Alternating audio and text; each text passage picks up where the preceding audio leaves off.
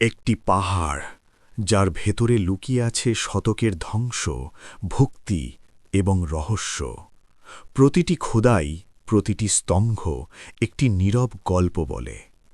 Ellora rock কাট complex ভারতের মহারাষ্ট্রে ঔরঙ্গাবাদ শহরের কাছে অবস্থিত।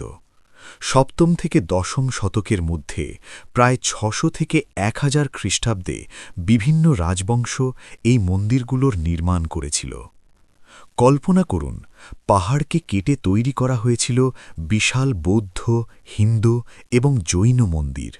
শিল্পীরা, যাদের নাম ইতিহাসে ধরা নেই, নির্মাণ করেছিলেন একটি স্থায়ী অনন্তকালের স্মারক।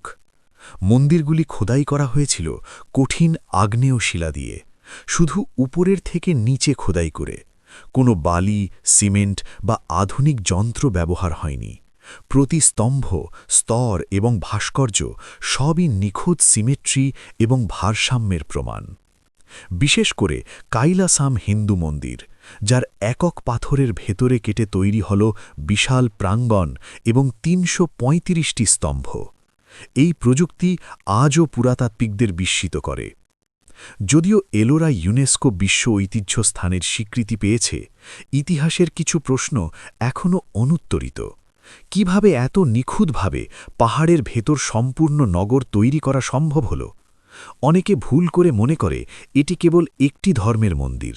আসলে বৌদ্ধ, হিন্দু আর জৈন এই ৩ ধর্মের মিলনস্থল হল এলোরা।